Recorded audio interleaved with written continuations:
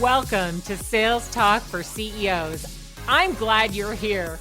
I'll be interviewing CEOs who have successfully scaled their B2B sales organization. In each episode, I'll start by uncovering the sales background of each CEO, dig into the strategies they use to build their sales organization, and wrap it up with what the future holds. We'll cover the good, the bad, and the ugly of scaling a sales organization. I'm your host, Alice Heiman.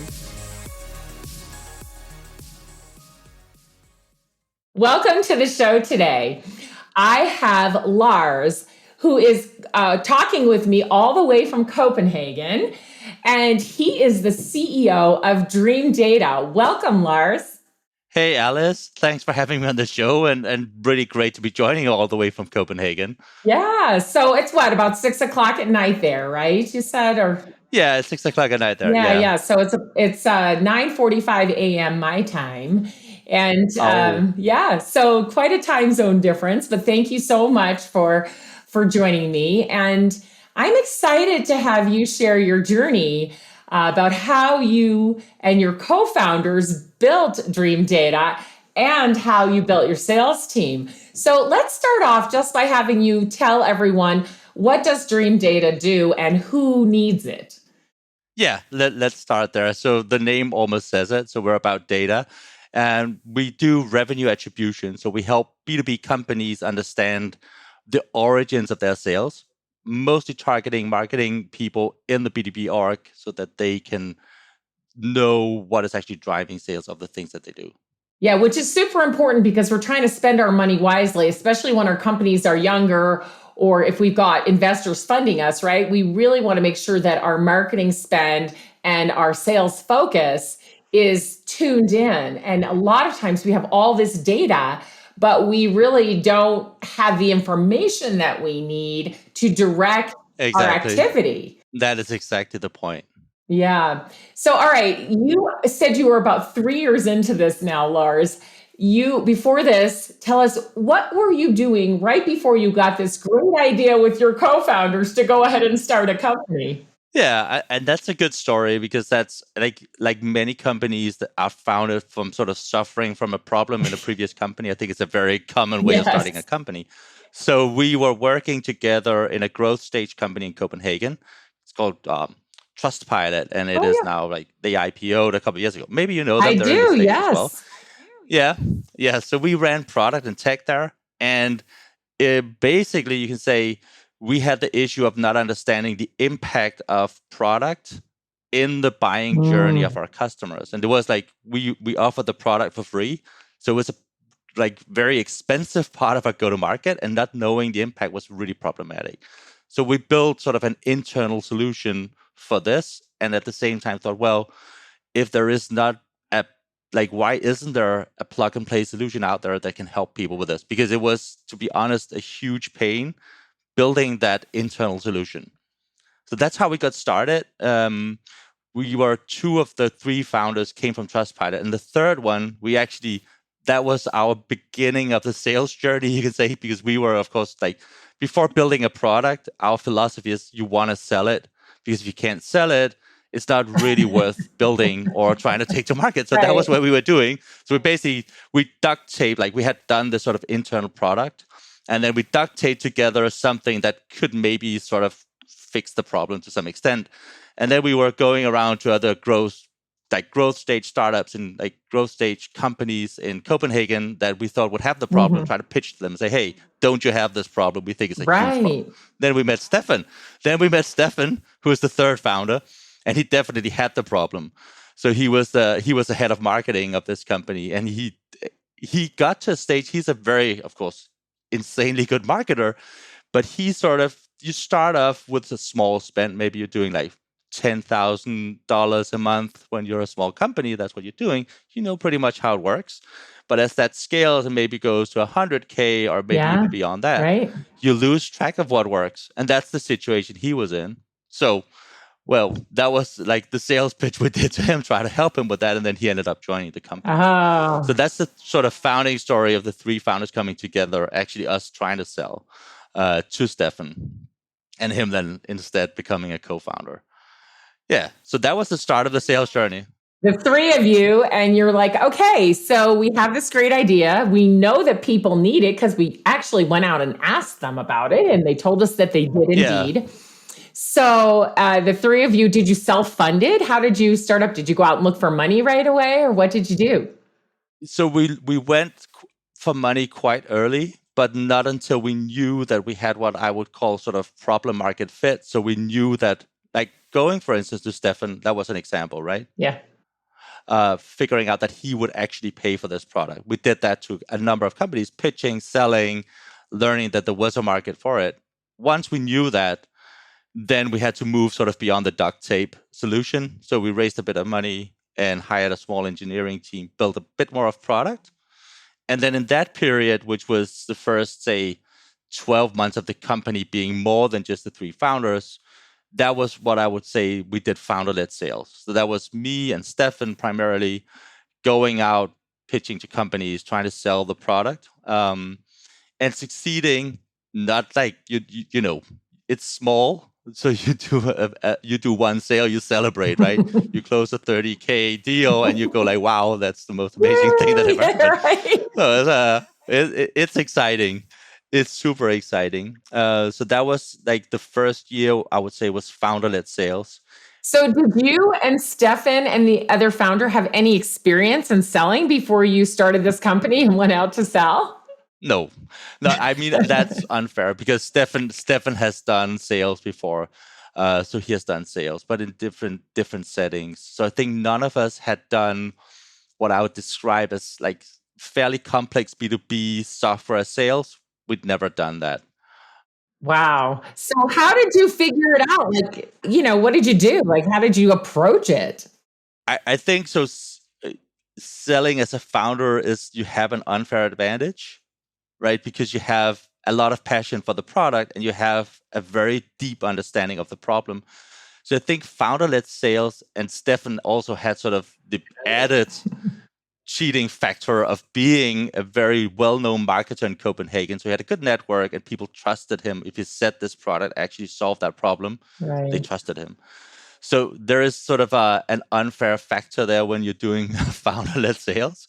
And that was then sort of when we went from, okay, now we have closed a little more than $100,000 revenue. Then you go like, okay, now there is enough that we think there's more than just, say, problem fit. There's also inkling of what you say, like product market fit. There's somebody who wants to buy the product and maybe you can try for a bit more scale. Then we went for a sales team, right? Then we raised more money again, hired the first salespeople. And that was sort of transitioning from founder-led to professional sales. That's been what we've been doing for the last 18 months. And that's been a super exciting journey. That's a big transition. And you're right, an exciting one. And it's always interesting to me when founders make that transition. I often hear them saying things like, oh my gosh, I outsell these salespeople every month. Why can't they sell as well as I can? And it's exactly what you mentioned earlier. You have a huge advantage when you are doing founder-led selling. I call it the entrepreneurial enthusiasm sale, right? Because you are the founder, you are the entrepreneur. You can convince people to do things. And of course, it's easy for you to get an appointment because you're a founder, right? And then when you transition to professional sales people coming in to do the sales, they have to build their reputation in the market. They have to build a pipeline of people that they're going to, speak to, companies that they're going to approach. There's a lot of work to do to get set up to do sales at scale. So tell us about how you made that transition from founder-led sales to a professional sales team, and what were some of the things that worked and what were some of the things that didn't work? There was a lot of learnings along the way and things that didn't work. So I think we're a B2B SaaS company. And so we sell a B2B SaaS solution. We sell into other B2B SaaS companies, sort of mid-market SMB type of deal. Mm-hmm. Our ticket size would be like in the 20 to 40K. So it's sort of it's a decent ticket size. If you have an AE closing 1 or 2 deals a month, for our stage, it's good. So just to put some context around it. So that's sort of the type of sale we do. The sales cycle would be approximately from sort of, we are very inbound led in our motion. So from that inbound, say demo request to actually closing the deal, typical sales cycle is like 60 days. Okay. So that's just to give some perspective. Yeah. So we hired sales, so we went out immediately after sort of closing this initial 100K, and now we're going to hire sales. So we went looking for people. Ideally, we wanted someone who had done exactly what we did. But I think the most fundamental thing we went looking for was entrepreneurial spirit, because you are going to come into a company and, to put it mildly, everything sucks, right? There is no structure. Right. There are no processes. The pay is crap. Right. Everything is, honestly, everything is bad. So you have to love that sort of the concept of being part of building something. It's not like you're stepping into a beautiful sales org with a playbook. You are part of building it. You are literally you're living in the house while you're building it and remodeling everything at the same time. It's it's a great experience, if you love it. So we went looking for people who would like that. And then we compromised on other things. And we got 2 fantastic reps. They're still with us, and they're still sort of really performing insanely well. So they came in. So Laura, who's one of them, she came from Gartner, where she'd done sort of heavy enterprise sales. That's her experience. So she was doing heavy enterprise sales from a very big brand, right? You call from Gartner and say, hey, let me tell you something about your category.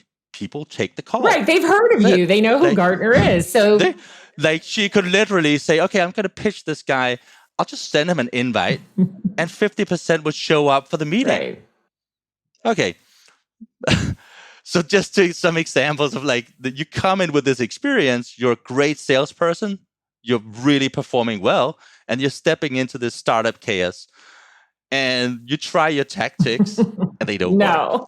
Nobody knows who Dreamdata is. Nobody wants, you send them a meeting invite, they go are you crazy? I'm never going to show up for that. So a lot of learnings about sort of how previous experience does not necessarily just translate into this new environment. You can say Sander, who's the other guy we hired, he came from a B2B SaaS background and from a very, very structured sale that was very outbound driven, very disciplined. It's 200 interactions a day, It just, very, very structured outbound.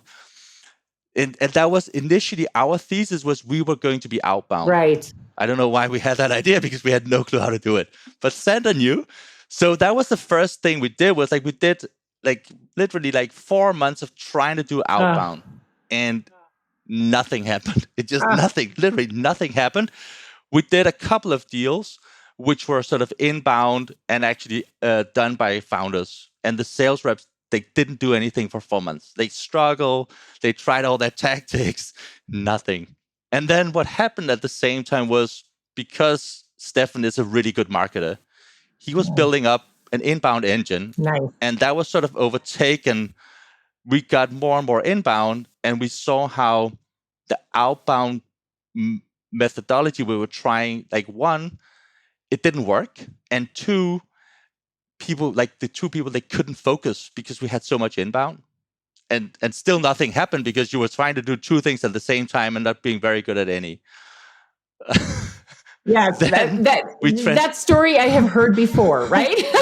Yeah. With founders, trying to transition and trying all these different things and having people do too many things so they can't focus. I mean, it's a common story.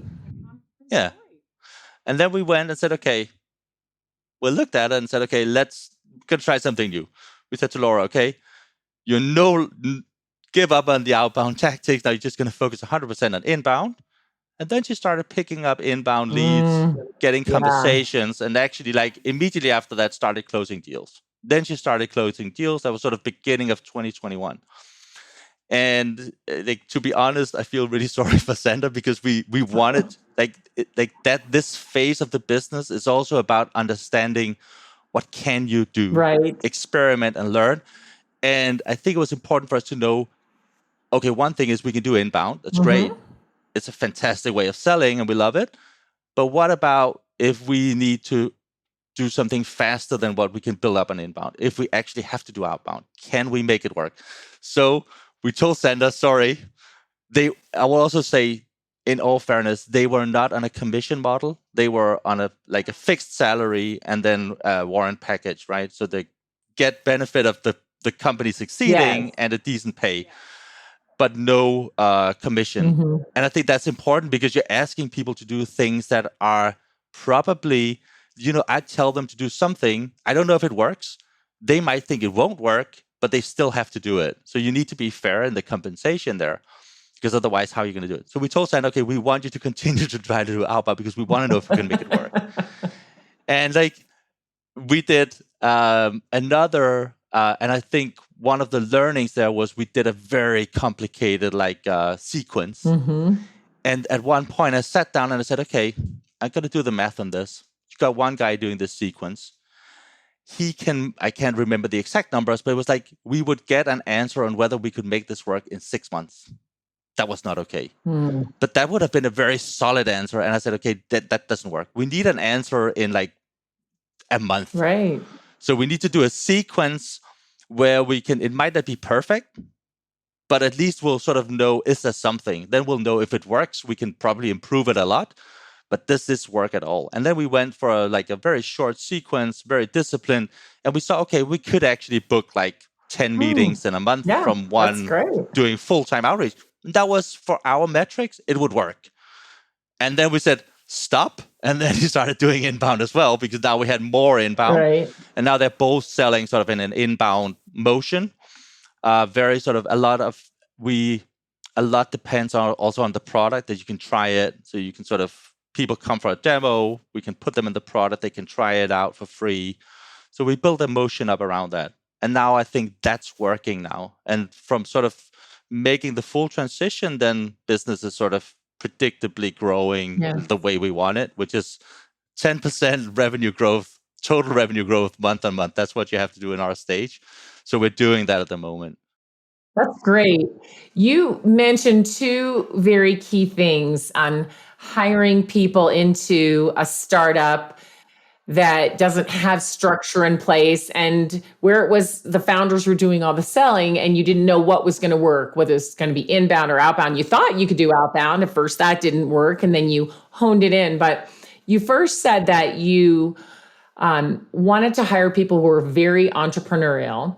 And second, you said that you didn't pay them traditionally. So you didn't give them a base plus variable comp, because you knew there was no way that they were going to make sales right away. And, you've got to entice people to come work for you in this crazy, chaotic environment. So you paid them a good salary plus some warrants, so they had some skin in the game, which I just love. But tell me, what kinds of questions did you ask, and how did you select people that were entrepreneurial? How did you actually do that? Because I think there's a lot of people who want to hire entrepreneurial salespeople, but they fail at it. So how did you do it? I think it's a lot about asking people about failures. That I think entrepreneurial means you find solutions. You keep trying. I think these are also great sales skills, of course. I'll be honest and say I think we were insanely lucky. We hired some great people, but it is that those first sales hires in a startup, they are sort of unicorn hires, and they're super hard to do. And I think the main thing is we got it right. We were also patient. So I think you need some patience, but there are also things to look out for. If the person desires, but you need to bring them into the company. If they desire a lot of structure, and they sort of push against the idea that, hey, we actually need to be trying things. You can't expect structure yet. We're going to get structure later. If they push hard against it, so there's certain things to look out for. Where it's this is not going to work. You'll work. You are a great salesperson because we saw you did your quotas really competitive place. So we know you're a great sales guy. It's not a question of whether you're a great salesperson. It's about, are you fit for this stage? I think we were very lucky. But it's. I think one thing is also, are they actually willing to take that compensation package, which says you are not going to get a commission. You're going to get, if like they both took a significant pay cut from their sort of on-target earning where they came from. Of course, if you add in the warrants and you sort of, we all expect this to go crazy, then they're going to be very rich and it's going to be great, but it's long-term thinking. And that sort of entrepreneurial thinking is also about sort of looking at something that's out there in the distance and going for that. And I think the compensation package, finding someone who wants that, we had interviews. Now I'm thinking back, we had those interviews where people they didn't like that. No. They wanted to come in, give me the sales playbook, ramp me up in 3 months, and then I want to do my, I don't know, what's that, competitive salary. I don't know what it's like. Mm-hmm. It's probably lower in Copenhagen than the States, right? But it's, sales salaries are high. Yes. And this idea of taking a significant cut for something that is like a dream, that's I think that's a sign of wanting to do that. Yeah, so they have to believe, right? They have to believe what you believe, and they have to be willing to live in some chaos and take a different comp structure with some future benefit that would be more than if they took a traditional comp structure. And I think, it's important you mentioned, you ask them about failures as much as you ask them about success. And one of the questions I always ask salespeople is, tell me about the biggest deal you ever lost.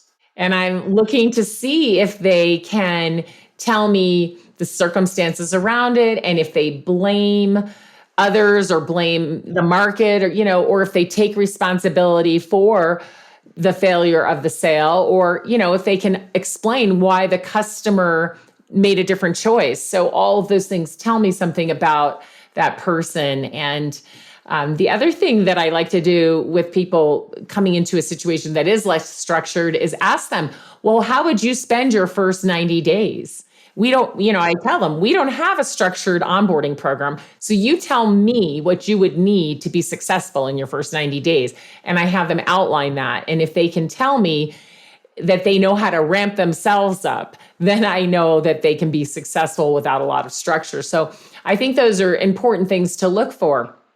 And then again, the way you decided to pay them was rather smart. And I think the failure a lot of times with salespeople, because startups and even more mature companies tend to run through salespeople very quickly because they hire someone who maybe was successful at a previous company, but that success may not directly transfer, and they pay them 50% base and 50% commission, and it takes a long time to ramp them up. So the salespeople don't make as much money as they were used to making at their previous job, and then they go elsewhere, right? And you can't really blame them. Then they leave, right? You can't blame them, and they leave for a good reason. And then you're like, as a founder, you are in the middle of an experiment of how am I actually going to take this product to market? What's my go-to-market? And you don't want them to leave. Right. So you need patience on both sides. You do. Even if they're failing. And I will say one thing is that you meet then on that journey, I talk to a lot of sales leaders, and they'll go oh, but they haven't closed any revenue. Right. You should fire them. And I was no. Well, it's not fair. I mean, I didn't give them the they're used to having tools. Right. They are helping me build those tools. So it's unfair. Yeah. So I'd say once we hit something that was repeatable and predictable, they both transitioned to a traditional compensation, and now they're making a lot more money for sure. Right. But they are in a much more traditional compensation structure, and because now we had sort of what you could say the structure of a sales playbook. Maybe it wasn't a beautiful one we could present to someone. Then once we had done, I think we'd done just a couple of months of predictable, this works. Then we went out and hired a sales director to come in and sort of somebody who actually, because we had, honestly, I can't coach a sales rep. I don't know what to say, except I can sort of coach on enthusiasm and product and whatever I know. But that's it. But what about the actual sales call, the negotiations? What about okay, we did like MedPick qualification, but it's something I read in a book.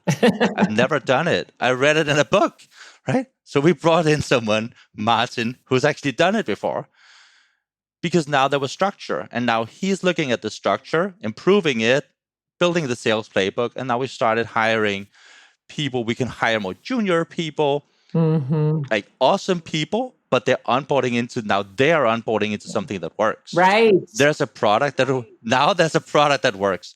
There is a sales play. It's not, it's a small company. There's still lots of chaos, but there is someone who can teach you how to sell the product now based on the experiences those two other guys made for us, right? So that's it's been super exciting, and I've never done anything like it before, but it's like, I think we approached it a bit like I came from a product background, so this experimentation, learning process was something I took with me into to doing this, but many learnings. Like we hired at some point early on a really, really great sales guy. He is awesome. He ran sort of a sales team in Ireland for an American company, and they were doing like 100K ARR per rep. Like, that's really good. I'd love to do that, right? But that was a brand. They were a brand. They could do something different. And that's sort of like, he didn't get that, he didn't get the situation, that it was so different. So I think when you're in this early stage, if you can find people that understand that very often the actual thing they did before will not like what you said, it will not translate directly into this new setting. You need to be able to understand, like, what was it that I did in the old setting that made this work? Like, what was the process I went through to understand what does work? And then apply that. That's really it. Like, respect that this is something different, especially like startup it's the product doesn't work. Like, nothing works. Nothing works. Right. But you you still have to, when you're demoing, like if chances that there'll be a release while you're demoing and there'll be hiccups, like as a sales rep, of course you can cover for that, but it happens a lot in a startup. Oh, yeah. Yeah, you do have to be flexible, and you have to understand and be able to cover it with your clients and say, yes, we are a startup and this is how it works, and we're still upgrading, and explain to them that, the basic product works, but there are some features and functions that are going to have glitches in them. I mean, it's just part of being a startup, and companies understand that. But when they want what you have, they're willing to work through that with you many times. So I want to kind of go down a path with you. You've built this sales organization in a very short period of time, 18 months. You did it in a really excellent way, in my opinion, even though, of course, there were some things that didn't work, but you found two people with patience. You had patience, and you worked together to make it successful. And then you brought in a leader. And I think that's a really important thing, because a lot of CEOs and company leaders want to get sales off their plate as quickly as possible, which I understand, because as a CEO, you have many jobs to do at a company. And if you're the only one selling, you're never going to scale, right? Plus, you won't be able to run your company efficiently. So it's necessary to bring people in, but many people want to give away the job of leading sales too quickly, and they don't really know what that job is or how it's going to work. And I applaud you for keeping that role of sales leader while these two salespeople were learning, while you were all learning together. And you figured out something that worked. And then you said, okay, now we can bring in a sales leader. That was really very smart of you to do that. And I think a lot of people rush to bring the sales leader in. And then I had talked to one CEO who had gone through 3 sales leaders in 3 years. And because they weren't ready, I said, wow, do you see a pattern here? Because she wanted to tell me, these sales leaders didn't know what they were doing. Like, she had lost a belief that there could be sales leaders out there in the world that could do the job. And I said, I think the problem is you. I think that you don't have a setup for success for a sales leader here. And so it's going to be hard for anybody to succeed, no matter how good they are. So I think that was really awesome that you waited until you had that set up pretty good and then brought somebody in who knew how to coach salespeople and hire a team and bring them on once you had a repeatable process. But my question for you is this. Now that you have given sales over to this sales leader, what role do you still maintain in sales as the CEO of the company? For sure, I'm still formally the person heading sales. So I have a sales director, so I spend a lot of time with Martin, right? He is the person of my direct reports that I work the most with. And I think what you say about giving up sales too early, I think I was a person who was scared of sales. But if you want to do a startup, you have to embrace it because you're not a startup with a product. Then you're just a startup with a product and no money, and that doesn't exist for very long. So you need to love sales. You need to learn to love to take your product to market. And what's the point if nobody's buying and using your product? It's pointless. So there is still a lot of work in sales for me. And then, of course, as a founder, all three of us are available for our salespeople. Like if you, as the founder, is not someone that your salespeople want to bring to a sales call, go and do something else. That's it. Then you are not a useful founder. Like if your salespeople don't want to bring the CEO, or like we have three founders, the CEO or the CTO or the CMO on the call to close a big deal, go do something else. Then you're not doing your job. You have to be there for those salespeople, and that's scalable. Like we're doing 3 to 4 deals a month at the moment. We'll take that to maybe, let's say, 20 deals in a year. Like, what's the problem? Of course, you can be on those sales calls when they're late stage and help close the deal, but you're not running the deal. Right. Like that is a professional. That's a professional process that's scalable. And of course, at some point, you're going to run out of founder hours. But then you'll have other senior people in the company. Then you'll have your VP sales, you'll have your VP something in marketing that we created, and they will step in and do that. But if those founders are not there and requested on sales calls, then it's bad. So that's the rule. Yeah, I love that so much because I think you're right that some founders don't want to be on sales calls and they want to give it up as soon as they possibly can and not have anything to do with it. And that is a huge mistake. For one thing, again, you're still an unknown, you're still early stage. And so these larger companies who buy from you want the comfort of knowing the people who founded the company. That doesn't mean you're orchestrating the sale or actually closing the deal. Your salespeople do that. But you're getting on the calls or going to the meetings to meet with the appropriate people that are going to buy from you, the higher level people who you can strategize with and give them that comfort of knowing that you have a solid team and you have a solid product and that you're going to work with them. People feel much more comfortable buying from a startup if they can know who those founders are. So it is critically important. And then you're an asset.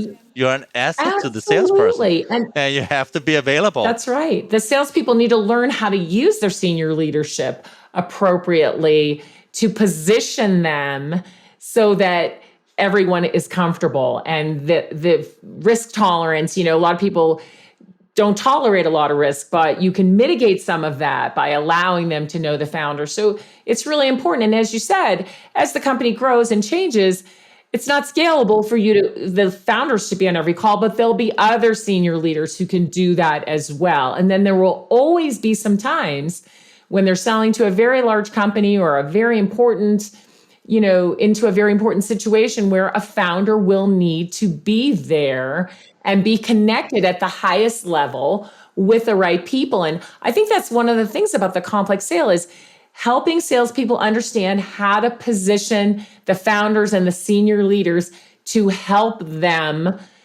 close a deal, not do the work for them, but to help make people feel comfortable. That is something I think I wouldn't say that we have a great recipe, but sort of doing a lot of these situations where you also sort of, the salesperson also has to learn, yes, this is the CEO, but it's my sales call.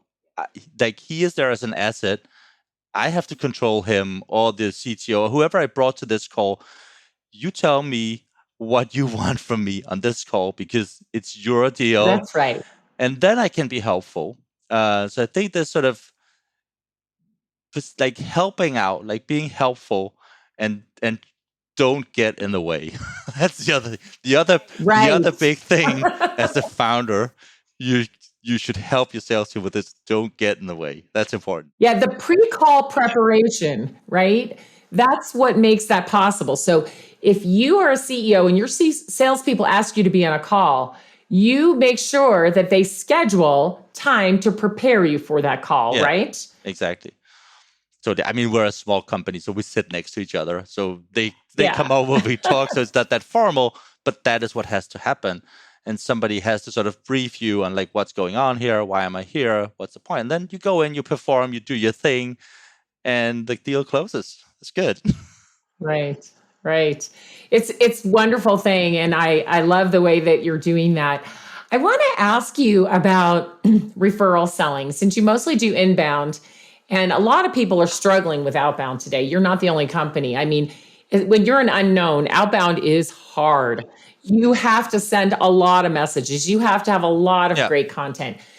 You have to be extremely persistent. You have to use the phone and email and mail and social media. And I mean, it's hard work and it takes a long time.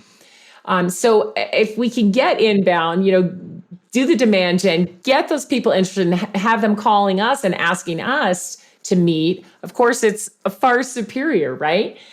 But the thing is that we often miss the opportunity to get referrals. Yeah. And I think that that's something that we just don't think about. We think outbound, we think inbound, but what about referrals? So how is your company using the success you've built so far to get introductions from the people who now know you and love you to others versus having to, do it cold? Yeah. So I think like the fundamental approach there, also because the deal size is not massive. So we do a lot of, say, what you could call social proof. So we encourage everybody that pays for a product, we do a lot of work to get them to write reviews of the product. Tell other people about the product. What does it do for them? How are we? Like, what are we like to work with? Are we nice people? Are we supportive? Are we just going to leave you hanging when you have a problem? What are we like? So we do a lot of work on reviews, basically like reviews. And I think for anybody in B2B, especially B2B SaaS, if you're not doing like G2, Capterra, like those platforms, you're missing like a very big, very cheap opportunity in terms of driving referrals. So that's a very big one. Then another one is because we are sort of a tech product, we do sort of, but that's not customer referrals, but that's referrals from tech partners. So some of the absolutely, those are great. We integrate technologies, so we are available on those marketplaces, and that drives referrals as well.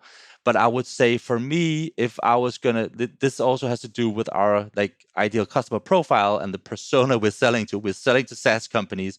We're selling to go-to-market people.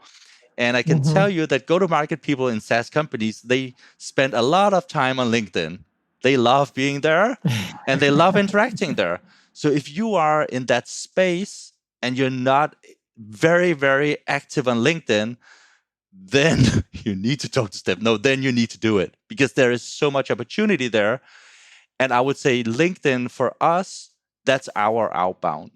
We connect with people, we share, we don't pitch, but we share and we try to be sort of helpful.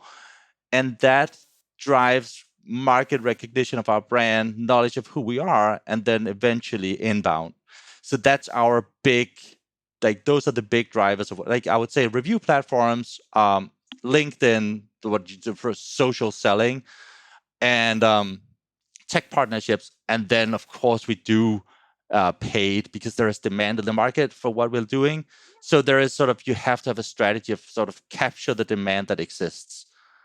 And that is sort of like you buy precision keywords that are associated with demanding your product, and that drives inbound as well. But we are 95% of our business is inbound, driven from those channels, right? So that's, I think that's very, But again, when you say inbound, it's a bit like cheating because Laura and Sander, they spend a lot of time on LinkedIn, and that's just our outbound. They are outbounding like that. So they are building the brand. They're building also a personal brand. I would also say, if you are a sales professional and you're selling into these like that space, building a personal brand on LinkedIn is one of the most valuable things you can do.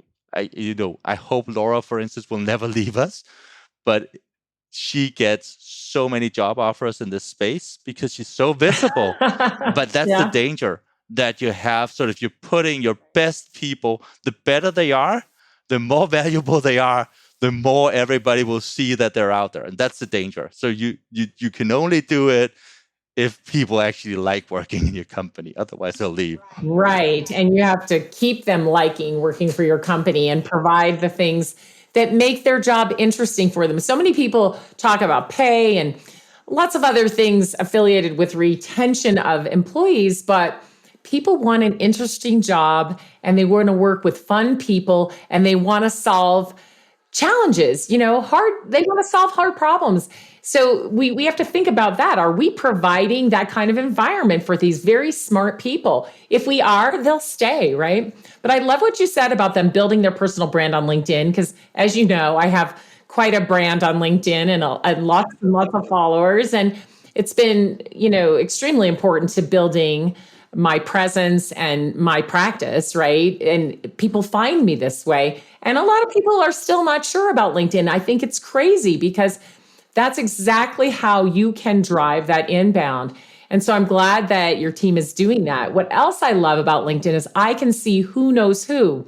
And so if I see, Lars knows this other CEO that I might want to interview for my podcast, I can message you real quick. Hey, Lars, how well do you know Ben? Do you know him well enough to ask him if he'd like to be on my podcast? And you'll tell me yes or no, right? And then I get an introduction. And salespeople can do the same thing. If there's a company that they've been interested in and following and they want an introduction, they can see whether they know someone on LinkedIn who has a connection and they can ask, And of course, sometimes we don't know the people we're connected to on LinkedIn, but a lot of times we do, and we can make that introduction. And I think that is so valuable. I mean, it's been a great pleasure. Yeah. So thank you so much for joining me today. And just before we part ways, I know now you have a sales leader and a couple of salespeople and you're hiring more. You mentioned that you're going from around 30 people to 100. That's going to be a huge impact, a huge difference for you. But, just before we go, tell us just a little bit about what your plans are for your future sales growth and how some things you plan to do to intrigue your customers even more to bring them in. Yeah, so on the sales team, I think what we built in Copenhagen now is sort of like a foundation of scalability. So now the big thing now is actually put sort of the building blocks in place for something that's highly scalable. So actually like one sales team, 2 sales teams, and then once you have that, then you have a structure that works. Now you can do more sales teams. So that's one big thing. And then the other big thing is that because of the inbound nature of our go-to-market, we actually have a fair amount of our business in the US. We wouldn't have had, if we had gone strictly outbound, we wouldn't have had that. But we have a lot of inbound. So we have a lot of interest from the US. So we're going to put sort of our first presence in the US. That's the big thing for us to build sort of a foundation to scale on in the US. Those are the 2 big things we're doing in sales now. And that's going to be super exciting. And then, many other things, but those are the key points there. Yeah, it's going to be crazy exciting. And then just scale, sell. It's going to be crazy. Well, I really look forward to watching your journey continue and to seeing how you grow. Thanks again for being on the show. Hey, thanks, Alice. Thanks for having me. It's been a huge pleasure. Thanks. Thanks for tuning in to Sales Talk for CEOs. You can find me at aliceheiman.com. Be sure and connect with me on LinkedIn and let me know that you heard the show. If you found value in today's episode, please subscribe, write a review, and share the show with another CEO.